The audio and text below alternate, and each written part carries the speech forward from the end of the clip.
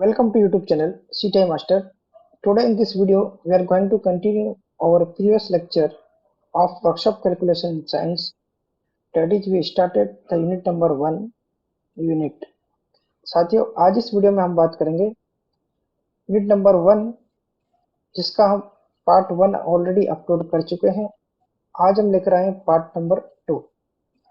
इस वीडियो में हम बात करेंगे डेराइव्ड यूनिट की। फर्स्ट पार्ट 1 के अंदर हमने बात की थी यूनिट सिस्टम्स की, टाइप ऑफ यूनिट की। इसमें हमने बात की थी फंडामेंटल यूनिट और डायरेक्ट यूनिट। फंडामेंटल यूनिट का हमने डिस्कशन लास्ट लेक्चर में कर लिया था। आज हम बात करेंगे डायरेक्ट यूनिट की। आइए स्टार्ट करते हैं।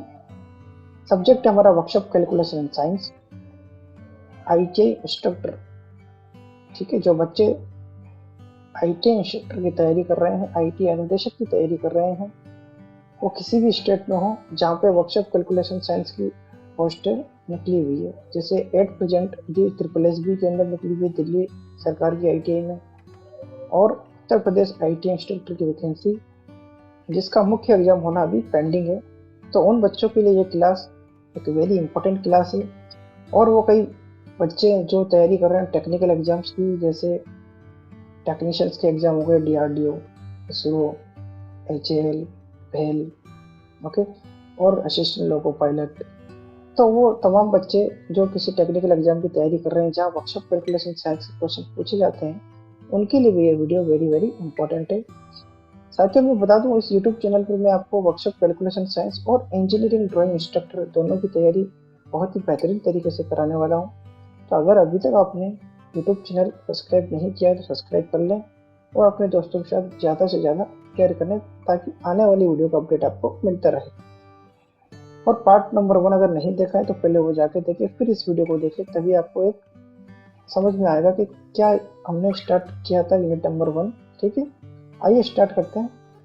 यूनिट नंबर 1, लेसन नंबर 1 हमारा है यूनिट, और वीडियो पार्ट नंबर 2। और आज हम बात करेंगे डेराइव्ड यूनिट। ओके साथियों, डेराइव्ड यूनिट क्या होती है? फंडामेंटल यूनिट की हमने बात की थी पिछले लेक्चर के अंदर। फंडामेंटल यूनिट क्या होती है? वे यूनिट जो इंडिपेंडेंट होती है, खुद का अपना एग्जिस्टेंस रखती है। टोटल 7 फंडामेंटल यूनिट की बात की थी, total 7 fundamental unit. First one is mass, second is length, third one is time, fourth one is temperature, fifth one is amount of substance, six one is luminous intensity, and last one is electric current. ठीक है, total 7 fundamental unit है। Direct unit क्या होती है?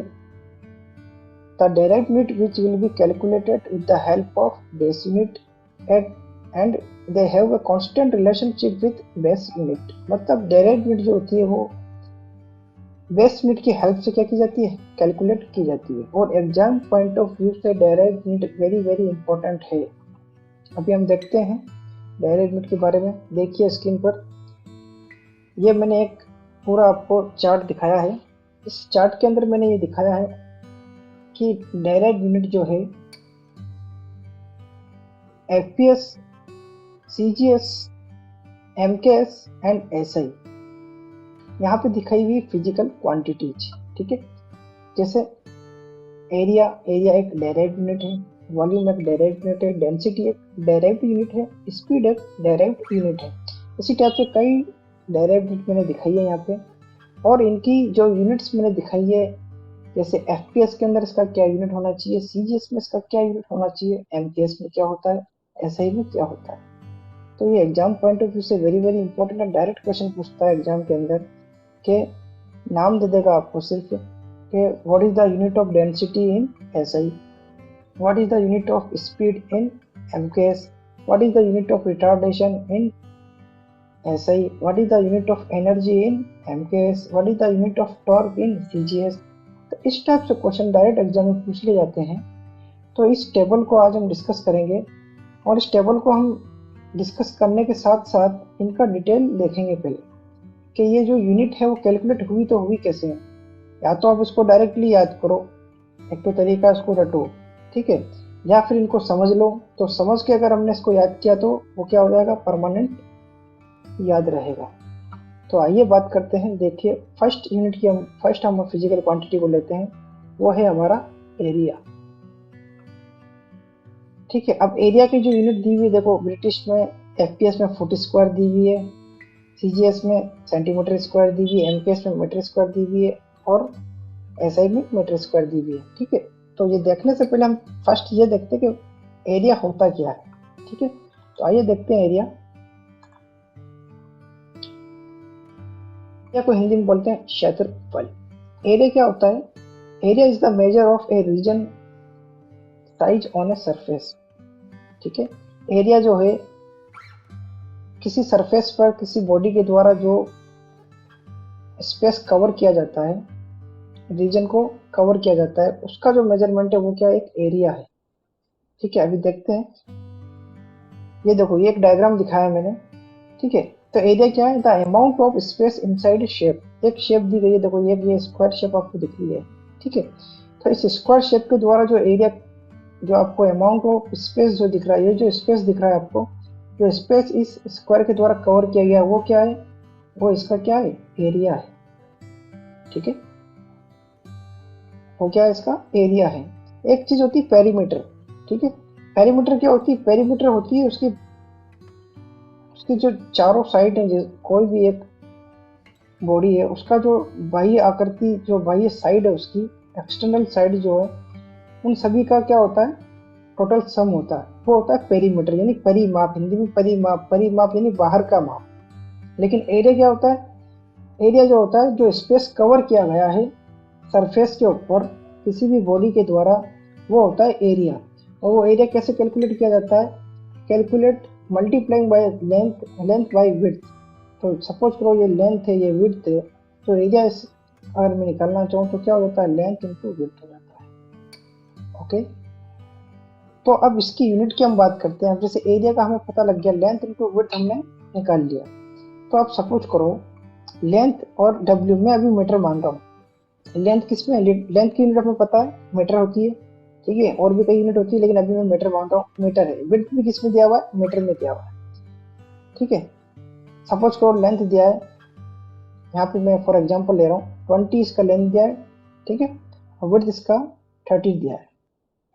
ठीक है, अभी इस डायग्राम को देखते हुए मैं बता रहा हूँ, वैसे लेंथ ज्यादा होना चाहिए, लेकिन यहाँ पे अभी 20 लेंथ दिया है और विड्थ क्या है? यहाँ पे 30 है। तो अगर इसकी अभी मैं कैलकुलेशन करूँ तो कितना हो जाएगा? 600 metre into metre metre square. तो ये मीटर स्क्वायर क्या हो गई? एरिया की यूनिट हो गई। तो आई होप आप समझ पाए हो कि स्क्वायर क्यों आया है। ठीक है, अब हम देखते हैं इसकी यूनिट की। ठीक है, तो यूनिट जो है, देखिए आप देखो, अभी मैंने मीटर स्क्वायर बताया, ये है एमकेएस के अंदर। किसमें है? एमकेएस के अंदर। क्योंकि एमकेएस के अंदर मीटर क्या होती है? लेंथ की यूनिट होती है। तो इसलिए यहाँ पे क्या हो गया? Metre square. स्क्वायर मीटर या मीटर स्क्वायर एक ही बात होता है। ठीक है, स्क्वायर मीटर भी बोलते हैं इसको, मीटर स्क्वायर भी बोल सकते हैं। ठीक है, तो सिंबल इसका मीटर स्क्वायर आपको याद रखना है। एमकेएस के अंदर एरिया की यूनिट क्या हो गई? Metre square. और ऐसा ही सिस्टम ऑफ इंटरनेशनल यूनिट। ठीक है, तो इंटरनेशनल यूनिट के अंदर भी स्क्वायर मीटर ही होता है। तो ऐसा ही और एमकेएस के अंदर मीटर स्क्वायर हो गई। अब देखो सीजीएस, अब सीजीएस है सेंटीमीटर ग्राम सेकंड। तो सेंटीमीटर क्या होती है? लेंथ की यूनिट होती है। तो यहाँ पे लेंथ दो बार सेंटीमीटर मल्टीप्लाई होगा तो क्या हो जाएगा? सेंटीमीटर स्क्वायर, यानी स्क्वायर सेंटीमीटर। ऐसे ही एफपीएस में देखो, ब्रिटिश यूनिट जो होती है इसमें फुट, लेंथ की यूनिट क्या होती है? फुट होती है। इसलिए foot into foot, foot square, square foot या फुट स्क्वायर। तो आई होप आप समझ पाए होंगे किस टाइप से ये कैलकुलेट हुई है यूनिट। ओके, तो इस टाइप से हम एक एक फंडामेंटल जो फिजिकल क्वांटिटीज है, जो फिजिकल क्वांटिटी है उनका डिस्कशन करेंगे और उसके बाद उसकी यूनिट देखेंगे, यूनिट कैसे कैलकुलेट हुई। ओके, अब बस नेक्स्ट बात करते हैं वॉल्यूम की। अब वॉल्यूम को यूनिट को देखने से पहले हमें यह समझना है कि वॉल्यूम क्या है। सबसे पहले वॉल्यूम अगर हमें पता लग गया तो यूनिट पे हम इजीली कैलकुलेट कर लेंगे। तो वॉल्यूम क्या होता है? देखिए वॉल्यूम, वॉल्यूम को हिंदी में बोलते हैं आयतन। क्या होता है volume? The amount of space that something contents और फिल्स। आयतन किसी वस्तु द्वारा घेरे गए स्थान का परिमाण। मतलब वॉल्यूम जो होता है किसी भी बॉडी के अंदर उपस्थित पदार्थ की मात्रा।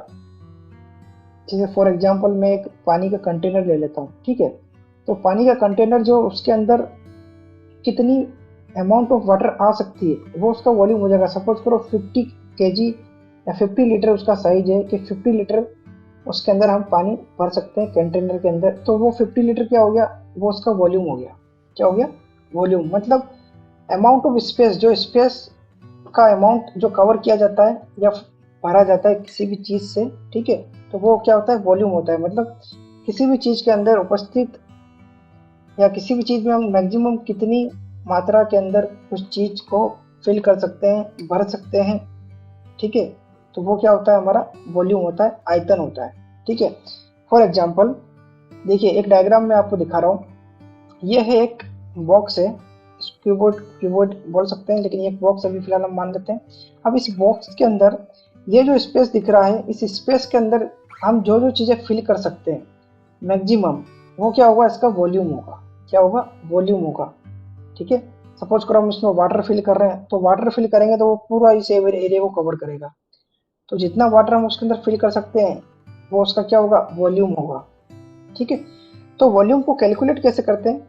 अब ऑब्वियसली बात है कि वॉल्यूम को हम कैलकुलेट अगर कर रहे हैं तो उसकी लेंथ और हाइट और विड्थ दी होगी, तो उन तीनों को मल्टीप्लाई करना होगा, तभी टोटल कैलकुलेट होगा उसका अमाउंट, कि कितना अमाउंट के अंदर हम उसके अंदर कुछ चीज फिल कर सकते हैं, कुछ पदार्थ फिल कर सकते हैं। ठीक है, तो वॉल्यूम का फॉर्मूला क्या होता है, length into width into height.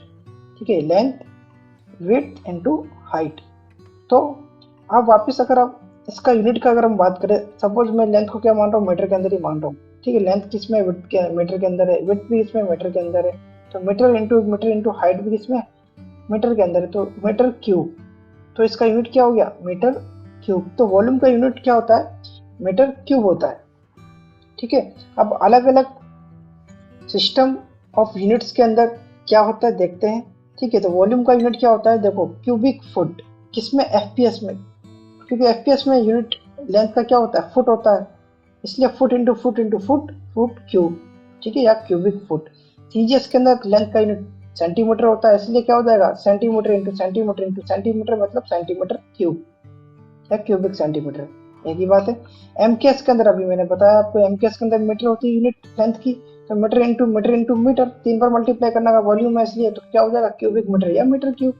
और ऐसा यूनिट भी क्या होती है इसकी, मीटर क्यूब होती है। ठीक है, तो आई होप साथियों आपको ये समझ में आया होगा कि किस टाइप से हमने वॉल्यूम का जो यूनिट है वो याद रखना है।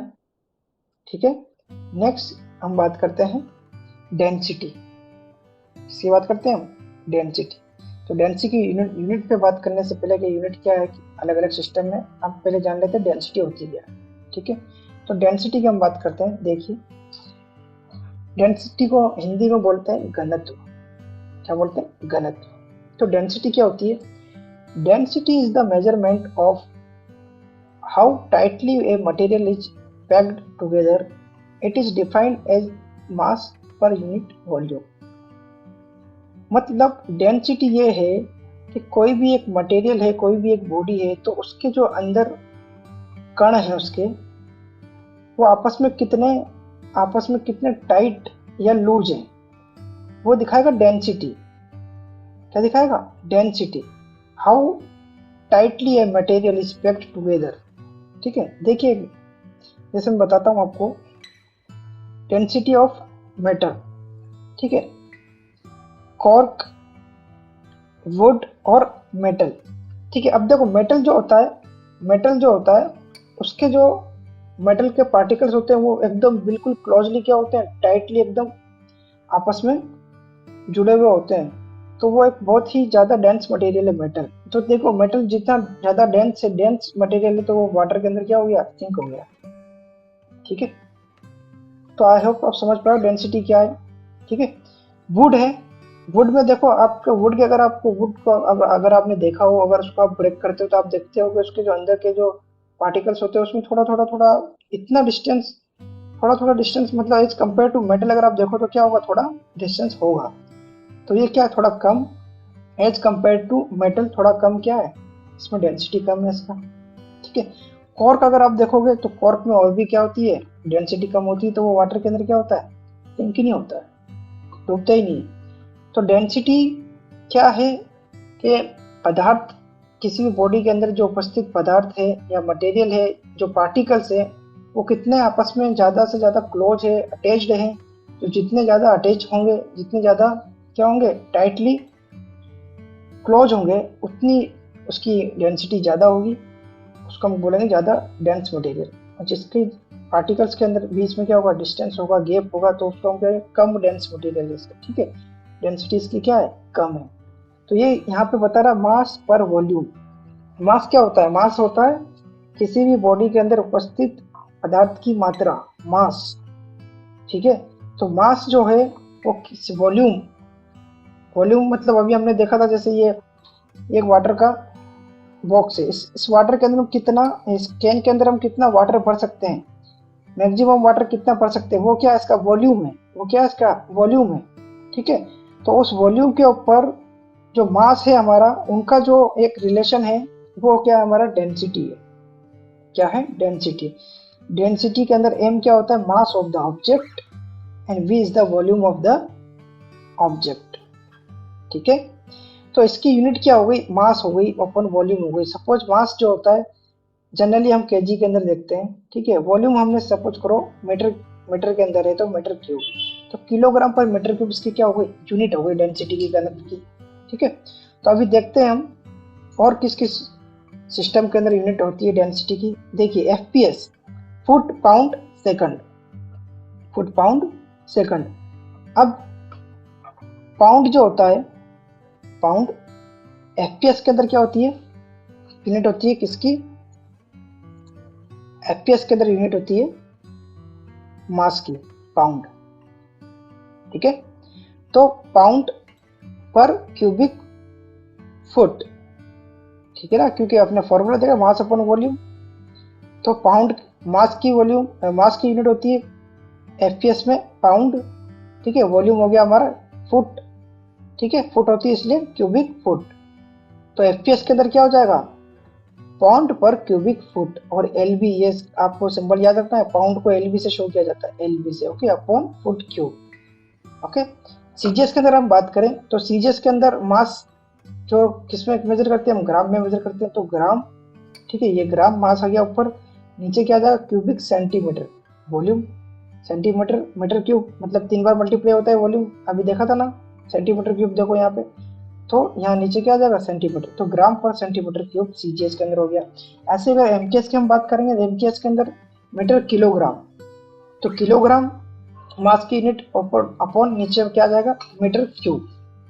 ऐसा यूनिट भी किलोग्राम पर मीटर क्यूब होती है। ठीक है, तो आई होप आप समझ पाए हो कि डेंसिटी का हमने किस तरीके से आपको यूनिट याद रखना है। ओके,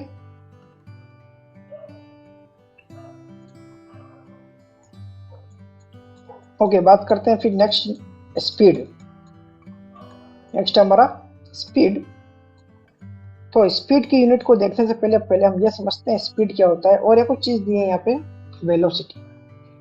स्पीड और वेलोसिटी, स्पीड और वेलोसिटी जो होता है, स्पीड और वेलोसिटी इन दोनों का यूनिट क्या होता है, सेम होता है। देखो FPS, CGS, MKS, SI, velocity का भी देखो, सभी के अंदर क्या है, सेम यूनिट है। तो इनमें डिफरेंस क्या है फिर, अगर यूनिट भी सेम है तो इनमें डिफरेंस क्या है, देखते हैं पहले स्पीड और वेलोसिटी होता क्या है। ठीक है, आइए देखते हैं स्पीड। स्पीड क्या होता है साथियों, स्पीड होता है distance over time, distance over time. लेकिन वेलोसिटी क्या होता है, displacement over time. Velocity, displacement over time, दोनों के फॉर्मूला आपके सामने हैं। S equal to D upon T, D distance upon time, velocity होता है डिस्प्लेसमेंट अपॉन टाइम। स्पीड में है डिस्टेंस, लेकिन वेलोसिटी में क्या है, डिस्प्लेसमेंट अपॉन टाइम। जो सबसे पहले तो हमें ये देखना डिस्टेंस और डिस्प्लेसमेंट ये क्या है। तो डिस्टेंस क्या होता है साथियों, बेसिक से मैं एग्जांपल बताता हूँ। सपोज एक मैंने एक पॉइंट लिया ए, एक लिया मैंने point B, A to B. Suppose मुझे पॉइंट ए से पॉइंट बी की ओर क्या करना है, ट्रैवल करना है। तो पॉइंट ए से पॉइंट बी की ओर मैं ट्रैवल अगर करूंगा तो क्या क्या पॉसिबिलिटीज हो सकती हैं पॉइंट ए से पॉइंट बी की ओर ट्रैवल करने पर। देखो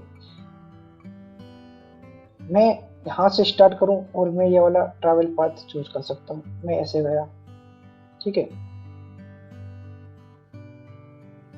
मैंने ये वाला ट्रैवल पाथ चूज कर लिया, मैंने ये वाला ट्रैवल पाथ चूज कर लिया, मैंने ये वाला ट्रैवल पाथ चूज कर लिया, ठीक है। तो ये जो मैं ट्रैवल पाथ चूज कर रहा हूँ, तो डिस्टेंस क्या होती है? Total distance cover by a body. Total distance मतलब टोटल मैं कितना यहाँ से ए और बी के अंदर जाने में कितना डिस्टेंस मैं कवर कर रहा हूँ, ठीक है। ये होगी हमारी क्या? डिस्टेंस, कितनी दूरी में तय कर रहा हूँ, समझ रहे हो? वो हमारी क्या होगी? वो होगी डिस्टेंस, कितनी दूरी में तय कर रहा हूँ ए से बी जाने के लिए। ए से बी जाने के लिए मैं कितनी दूरी तय कर रहा हूँ, वो होगा हमारा क्या? डिस्टेंस, ठीक है। अब इसके अंदर लेकिन डिस्प्लेसमेंट क्या होता है? डिस्प्लेसमेंट होता है जिसके अंदर एक फिक्स एक डायरेक्शन हो और एक minimum distance between 2 points which will be covered by a body. अगर ए और बी के अंदर अगर मुझे मिनिमम डिस्टेंस कवर करनी है तो मुझे क्या करना होगा? स्ट्रेट जाना होगा। और अगर मैं स्ट्रेट जाऊंगा तो मुझे एक फिक्स डायरेक्शन में जाना होगा। तो ये जो डायरेक्शन होगी, फिक्स डायरेक्शन में जो मुझे जब जाना है तो वो होगी हमें क्या कहलाएगी? डिस्प्लेसमेंट कहलाएगी। तो स्पीड और वेलोसिटी में यही डिफरेंस है। स्पीड जो है क्या है? स्केलर क्वांटिटी है और वेलोसिटी क्या है? एक वेक्टर क्वांटिटी है जिसके अंदर एक फिक्स डायरेक्शन दिया गया होता है। फॉर एग्जांपल यहाँ पे मैंने एक कार का एग्जांपल आपको दिया है, स्क्रीन पे आप देख पा रहे हो कि एक कार है, वो कार जो है is moving at A speed of 60 kilometre per hour. Car का एक स्पीड दिया हुआ है कि कार जो 60 किलोमीटर पर आवर की स्पीड से क्या हो रही है? चल रही है। नीचे दिया हुआ है car is moving at A speed of 60 kilometre per hour in the east direction. Okay, तो देखिए आप यहाँ पे सपोज मैंने बोला आपको 180 किलोमीटर आपको डिस्टेंस कवर करनी है और आपको 3 घंटे दिए गए। तो आपकी स्पीड क्या होगी? स्पीड क्या हो जाएगी? स्पीड क्या हो जाएगी? Distance 180 divide by time 3। तो इसका स्पीड क्या हो जाएगा? 60 किलोमीटर प्रति घंटा। 60 किलोमीटर प्रति घंटा मतलब 60 किलोमीटर प्रति आवर। ये क्या होगा? एक स्पीड हमने कैलकुलेट। अब इसमें तो कहीं पे हमने को कहीं डायरेक्शन थोड़ी दिखाया है। हमें पता है कि हाँ हमारी जो कार है हमें 60 किलोमीटर पर आवर की स्पीड से क्या करनी है? चलानी है। तो हम 180 किलोमीटर 3 आवर के अंदर पहुंच जाएंगे। लेकिन यहाँ पे क्या है? Car is moving at A speed of 60 kilometre per hour in east direction. तो यहाँ पे कार ने स्टार्ट कर दिया है चलना और वो किसी डायरेक्शन में जा रही है, फिक्स डायरेक्शन में जा रही है और उसकी स्पीड कितनी है? 60 किलोमीटर पर आवर। तो ये इस कंडीशन में क्या होगी? वेलोसिटी होगी। तो आई होप आप समझ पाए हो वेलोसिटी और स्पीड में क्या डिफरेंस है, ठीक है। इसकी यूनिट देखते हैं हम। यूनिट हम देख लेते हैं। एफपीएस में क्या हो जाएगी? फुट पर सेकंड, ठीक है। पता है स्पीड क्या होती है? डी अपॉन टी, ठीक है, डी अपॉन टी। तो D distance, foot is the unit of distance, इसलिए फुट पर सेकंड। सीजीएस में सेंटीमीटर पर सेकंड, एमकेएस में मीटर पर सेकंड और एसआई में मीटर पर सेकंड। ओके, आइए फिर बात करते हैं हम एक्सेलरेशन और रिटार्डेशन की। नेक्स्ट, एक्सेलरेशन और रिटार्डेशन। एक्सेलरेशन यानी त्वरण और रिटार्डेशन क्या होता है देख लेते हैं हम। एक्सेलरेशन क्या होती है? Change in velocity with respect to time, ठीक है, त्वरण। तो एक्सेलरेशन की डेफिनेशन क्या है? देखो, acceleration is the increase in the rate of change of velocity of a body, ठीक है। किसी भी बॉडी की जो वेलोसिटी है उसके अंदर जो चेंजेज है, उसकी स्पीड में जो चेंजेज है, ठीक है, और वो क्या है? इंक्रीज हो रहा है। स्पीड क्या हो रहा है? इंक्रीज हो रहा है। Acceleration is the increase in the rate of change of velocity of a body. तो वो क्या होगा? एक्सेलरेशन होगा। लेकिन रिटार्डेशन क्या होगा? रिटार्डेशन, डिस्क्लेरेशन मतलब रिटार्डेशन ही होता है, is the decrease in the rate of change of velocity of a body. मतलब अगर किसी बॉडी की स्पीड यानी वेलोसिटी के अंदर क्या होता है, डिक्रीज होता है, तो उसे हम क्या बोलते हैं, रिटार्डेशन बोलते हैं। ठीक है। Acceleration is a vector quantity, retardation is also a vector quantity. ठीक है, अभी देखा था हमने। Acceleration is taken positive.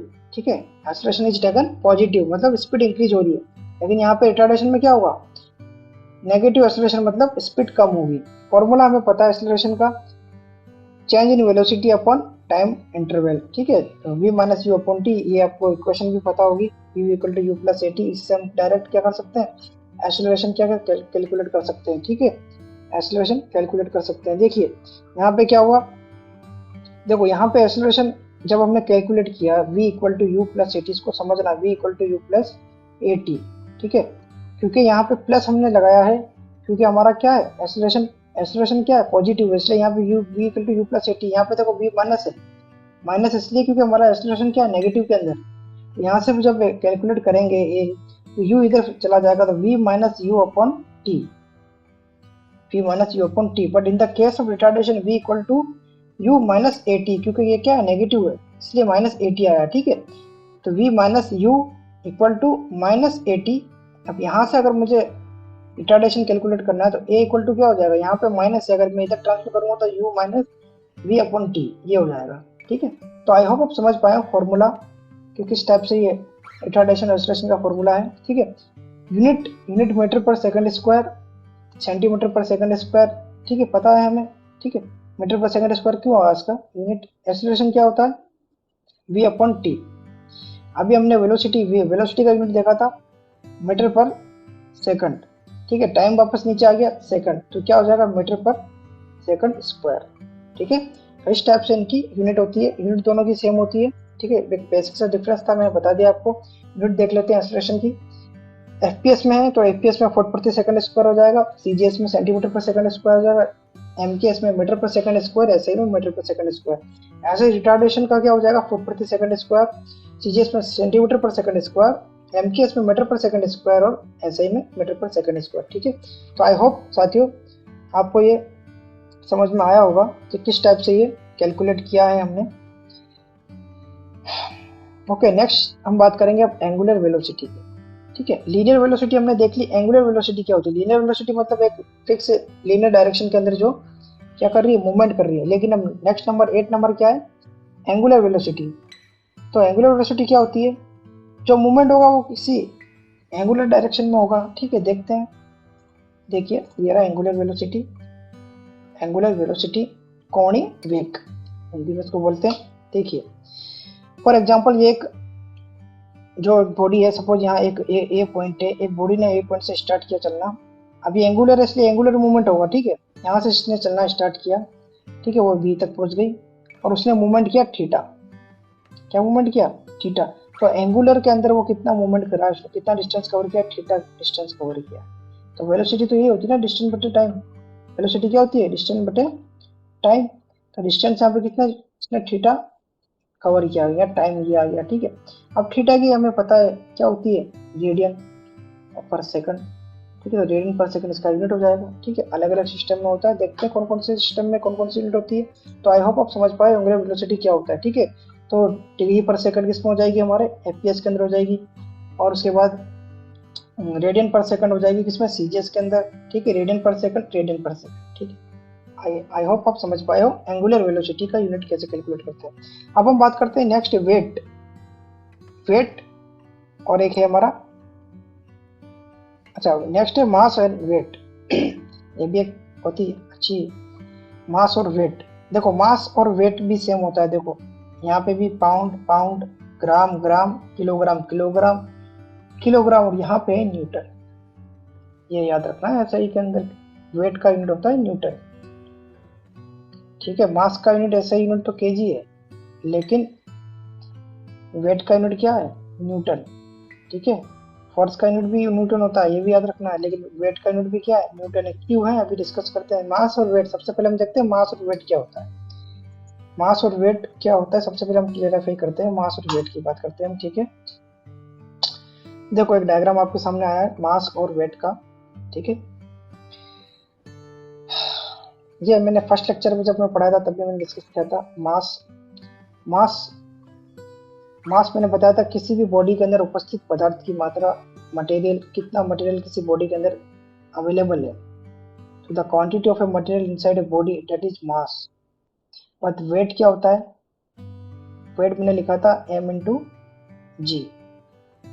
Wait means the gravitational pull towards the earth. मतलब हर एक प्लैनेट पे अपना अपना ग्रेविटी होता है, तो जो मास होगा अगर वो ग्रेविटी से मल्टीप्लाई होगा तो वो क्या बन जाएगा? वेट बन जाएगा। ठीक है, तो मास के ऊपर एक ग्रेविटी क्या होती है, एक किसी भी बॉडी पर एक ग्रेविटी, जिस प्लैनेट पे उस प्लैनेट की ग्रेविटी क्या करती है, उसको अपनी ओर खींचने का प्रयास करती है। तो वो जो ग्रेविटेशनल पुल होता है, वो होता है हमारा क्या? वेट। क्या होता है? वेट। जो अगर हम ग्रेविटेशनल पुल मतलब जो ग्रेविटी उसको मास से मल्टीप्लाई करते तो क्या आ जाएगा? वेट आ जाएगा। देखिए यहाँ पे मैंने बताया एक है अर्थ, एक है मून और एक है हमारा स्पेस। ठीक है, तो अर्थ पे देखिए, देखो मास सपोज करो फॉर एग्जांपल अर्थ पे मास है कितना? 10 केजी। मून पे भी मास है 10 केजी और स्पेस में भी मास कितना है? 10 केजी। तो देखिए मास जो है सभी जगह क्या होता है? सेम होता है। मास कभी क्या होता है? चेंज नहीं हो सकता और कभी जीरो नहीं हो सकता। ठीक है, मास कभी भी जीरो नहीं होगा। मास किसी भी बॉडी के अंदर जो मटेरियल अवेलेबल है वो तो अवेलेबल रहेगा, वो चाहे किसी भी प्लैनेट पे चले जाए उसका मास तो रहेगा उसकी बॉडी में। ठीक है, the material inside a body that is मास। तो मास कभी भी क्या होता है? जीरो नहीं हो सकता। तो देख रहे हो आप। लेकिन वेट क्या हो सकता है? वेट जीरो हो सकता है। देखो वेट यहाँ पे, मास यहाँ पे, देखिए स्पेस में वेट जीरो हो गया, क्यों हुआ अभी देखते हैं। तो ग्रेविटी जो होती है, अब यहाँ पे 3 कंपैरिजन मैंने कराया। ठीक है, ग्रेविटी, अर्थ की ग्रेविटी क्या होती है? 9.81, सभी को पता है 9.81। तो अर्थ की ग्रेविटी होती है 9.81। तो एम यहाँ पर क्या है? 10 है। ठीक है, 9.81 या 9.8 कभी लिख देते हैं, तो 9.81। तो इसको अगर हम 9.8 को मल्टीप्लाई करेंगे 10 से तो वेट कितना आ जाएगा? 98 न्यूटन। तो ये इसका वेट हो गया। अगर हम अर्थ पे हैं, कोई एक बॉडी जिसका वेट कितना है, इसका मास कितना है? 10 केजी है, तो उसका वेट कितना होगा? 98 न्यूटन होगा। ठीक है, ऐसे ही अगर कोई बॉडी कहाँ पे है? मून पे है। अब मून पे हमें पता है मून के ऊपर क्या होता है? ग्रेविटी होती है G इक्वल टू 1.62। क्या होती है? 1.62। ठीक है, तो G अगर हम मून पे कैलकुलेट करें तो सेम W बराबर mg, m है 10 और 1.6। ठीक है, तो ये कितना हो जाएगा? 16 न्यूटन। तो आप देखो कितना डिफरेंस आ गया। यहाँ पे वेट 16 न्यूटन है, यहाँ पे 98 न्यूटन है। तो वो किससे हुआ? और ग्रेविटी पे डिपेंड है। अब देखो स्पेस में जाने के बाद ग्रेविटी क्या हो जाती है? ग्रेविटी शून्य हो जाती है। तो ग्रेविटी शून्य हो जाएगी। अगर ग्रेविटी शून्य हो गई तो W बराबर मास, जो भी मास हो आपका 10 इंटू ग्रेविटी शून्य, मतलब आपका वेट क्या हो जाएगा? शून्य हो जाएगा। तो वेट जो होता है वो शून्य हो सकता है। ओके, तो आई होप आप समझ पाए हो कि इसके अंदर क्या डिफरेंस है मास एंड वेट के अंदर। ठीक है, आइए इनकी यूनिट की बात करते हैं। इनकी यूनिट क्या होती है मास और वेट की? ये जो टेबल है वेरी वेरी इंपॉर्टेंट है। ठीक है, और इनको कैसे याद करना है मैं आपको वन बाय वन एक एक यूनिट को बता रहा हूँ, एक्सप्लेन कर रहा हूँ किस यूनिट को कैसे याद रखना है। ठीक है, तो मास और वेट। अब FPS फुट पाउंड। ठीक है, पाउंड हमें पता है। ठीक है, pound is the unit of weight. ठीक है, तो मास तो पाउंड हो जाएगा उसका, इसको LB से, और पाउंड को LB से शो करते हैं। ठीक है, वेट का भी LB हो जाएगा। ठीक है, CG में सेंटीमीटर, ग्राम तो ग्राम हो जाएगा, किलोग्राम में किलोग्राम। ठीक है, फोर्स का किलोग्राम वेट बोल देते हैं इसको। ठीक है, फिर किलोग्राम, और ऐसे ही हो जाएगा न्यूटन फोर्स का यूनिट। ठीक है, तो आई होप आप समझ पाए हो। अब हम बात करते हैं फोर्स की। फोर्स देखो यहाँ पे भी एक चीज है, आप देखो यहाँ पे है पॉन्ड, यहाँ है पॉन्ड्स। ठीक है, यहाँ पे LB, यह है LBF। तो यहाँ पे एक वेट है और एक है फोर्स। ठीक है, तो LB तो किसका यूनिट है? वेट का यूनिट है। लेकिन LBF क्या है? फोर्स का यूनिट है। ये चीज आपको याद रखनी है। FPS के अंदर फोर्स का यूनिट क्या होता है? LBF। ठीक है, तो एलबी और एलबीएफ में क्या डिफरेंस है, आइए हम देखते हैं पहले, उसके बाद डिस्कस करेंगे यूनिट का। एलबी और एलबीएफ में क्या डिफरेंस है हम ये देखते हैं पहले, क्योंकि ये भी काफी कंफ्यूजेबल रहता है। एलबी एंड एलबीएफ, ठीक है, पाउंड पॉन्ड्स। तो एलबी क्या कॉन्सेप्ट है एलबी का? LB is also known as pound. It is basically unit of measurement of weight, ठीक है, वेट को मेजरमेंट करने की यूनिट है। एफपीएस के अंदर क्या? L B, pound. लेकिन L B F also known as pound force, it is use to measure the force. तो एफपीएस के अंदर फोर्स की यूनिट क्या होती है? एल बी एफ होती है, पाउंड फोर्स होती है। Definition, L B is a unit of measurement for weight recognise by United State, ठीक है, वेट मेजरमेंट करने की एक यूनिट है जो यूनाइटेड स्टेट के द्वारा रिकॉग्नाइज है, ठीक है। LBF is pound force which is the force exerted by anything on the earth surface under the influences of gravitation, ठीक है, कोई भी बॉडी है उसके ऊपर एक फोर्स क्या कर रहा है? कार्य कर रहा है ड्यू टू ग्रेविटी। तो एफपीएस के अंदर उसकी यूनिट क्या हो जाएगी? एलबीएफ, मतलब पाउंड फोर्स। कन्वर्जन, कन्वर्जन बता रखा है यहाँ पे, if 1 pound is converted into another well known measurement that is KG. KG मतलब एक पाउंड के अंदर सबको पता होगा, एक पाउंड जो होता है, एक पाउंड जो होता है, सभी ने केक खरीदा होगा, पता पाउंड के अंदर आता है केक। तो एक पाउंड जो होता है वो होता है 453.6 ग्राम का होता है, मतलब एक पाउंड आधा किलो के बराबर भी नहीं होता है। कितना होता है? 453.6 ग्राम के बराबर होता है एक पाउंड। हम खरीदते हैं ना 2 पाउंड का केक, 3 पाउंड का केक, ठीक है, तो ये वो होता है, ठीक है। बट इफ द 1 एलबीएफ और 1 pound force is converted into well known unit of measurement that is Newton, ठीक है, तो इट विल बी 4.448 न्यूटन, मतलब 1 पाउंड फोर्स के अंदर कितना न्यूटन होगा? 4.448 न्यूटन होगा, ये आपको याद रखना है, ठीक है। The LB is used to measure the mass of object, ठीक है, किसी भी ऑब्जेक्ट का मास मेजरमेंट करने के लिए यूज होता है, अभी डिस्कस किया, ठीक है। If the LBF has to be found then the mass which is LB has to be multiplied by gravitational force. आया समझ में? ठीक है, जो मास आया है उसको हम किससे मल्टीप्लाई? ग्रेविटेशनल फोर्स से मल्टीप्लाई करेंगे, तो हमारा क्या आया? एफपीएस के अंदर क्या आ जाएगा? वो पाउंड फोर्स कैलकुलेट हो जाएगा। एलबी और एलबीएफ के अंदर क्या डिफरेंस है? ओके, अब हम बात करते हैं पावर की। अच्छा, उसकी यूनिट की हमने बात नहीं की, यूनिट की हम बात कर लेते हैं, ठीक है, ठीक है। एलबी और एलबीएफ समझ में आ गया। फोर्स की यूनिट जो ब्रिटिश एफपीएस के अंदर क्या होती है? एलबीएफ हो जाती है, ठीक है, पाउंड फोर्स, ठीक है। सीजीएस में क्या होती है? डाइन होती है, ये भी याद रखना है, सीजीएस में वेरी इंपॉर्टेंट है। यूनिट ऑफ फोर्स सीजीएस के अंदर सेंटीमीटर ग्राम सेकंड पद्धति में क्या होती है? डाइन होती है, ठीक है। किसी कार्य को करने की दर, पावर, शक्ति, ठीक है, सामने देख पा रहे हो आप, पावर यूनिट होता है इसका वाट। डब्ल्यू अपॉन टी, मतलब किसी कार्य को करने की जो दर होती है वो होती है हमारी पावर, ठीक है। तो डब्ल्यू होता है वर्क, वर्क का यूनिट होता है जूल, टाइम का होता है सेकंड, ठीक है। तो P equal to W upon T, तो इसका यूनिट हो जाता है जूल पर सेकंड, क्या हो जाता है? जूल पर second. Rate of work done, okay. तो पावर का यूनिट क्या होता है? पावर का यूनिट देखते हैं। पावर का यूनिट होता है, ठीक है, पावर का यूनिट क्या होगा? एफपीएस के अंदर फुट पाउंड पर सेकंड, फुट पाउंड पर सेकंड। पावर का फॉर्मूला भी हमने देखा, क्या देखा है? डब्ल्यू अपॉन टी, कार्य करने की दर। डब्ल्यू होता है F into D upon T, okay. W क्या होता है? F dot D, force into distance, force into distance, ठीक है। तो इसलिए इसका यूनिट जो एफपीएस के अंदर हो जाएगा, डिस्टेंस तो हमारा क्या हो गया? डिस्टेंस हमारा हो गया फुट के अंदर, पाउंड हमारा क्या हो गया? फोर्स हो गया, और सेकंड, तो पाउंड पर फुट पाउंड पर सेकंड। ऐसे यहाँ पे देखिए ग्राम सेंटीमीटर पर सेकंड हो गया, किसमें? सीजीएस के अंदर।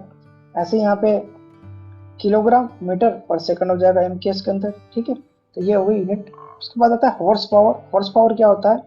हॉर्स पावर की यूनिट होती है ब्रिटिश के अंदर क्या होती है? एचपी, याद रखना है हॉर्स पावर। एफपीएस में बोला जाता है एचपी, ठीक है। सीजीएस में क्या बोला जाता है, अर्ग पर सेकंड। सीजीएस में क्या बोला जाता है, अर्ग पर सेकंड। क्यों बोला जाता है, क्योंकि वर्क की यूनिट जो होती है सीजीएस में अर्ग होती है। मैंने फर्स्ट लेक्चर में समझाया था अर्ग क्या होता है। तो अर्ग पर सेकंड, तो अर्ग पर सेकंड हो गई, ठीक है। एमजीएस के अंदर क्या होती है, यूनिट वाट हो जाती है, सबको पता है, ठीक है। ऐसा ही भी क्या हो जाती है, वाट हो जाती है, ठीक है। वाट को हम क्या बोला जाता है, जूल पर सेकंड। वाट क्या है, जूल पर सेकंड को वाट भी बोला जाता है, जो अभी हमने डिस्कस किया था, ठीक है। अब हॉर्स पावर क्या होता है, हॉर्स पावर क्या होता है, देखिए हॉर्स पावर को डिफाइन करते हैं हम। एक हॉर्स पावर जो होता है वो होता है 746 वाट। आपने सुना होगा एक एचपी 746 वाट होता है, ठीक है। एक इसमें ब्रिटिश यूनिट है, ठीक है। एफपीएस के अंदर बता रहा हूँ, एफपीएस के अंदर यानी ब्रिटिश के अंदर एच एच पी बराबर क्या होता है, 746 वाट होता है, ठीक है। अब यहाँ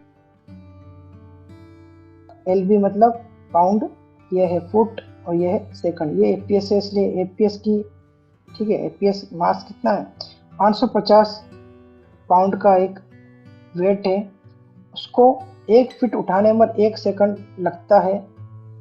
तो इस प्रोसेस में जितनी पावर लगी है उसको हम बोलते हैं हॉर्स पावर। मतलब 550 पाउंड ऑब्जेक्ट को 1 सेकंड में 1 फीट उठाने के लिए जितनी पावर लगी है उसको हम बोलते हैं 1 हॉर्स पावर। इन ब्रिटिश वो कितना होता है, 746 वाट होता है, ठीक है।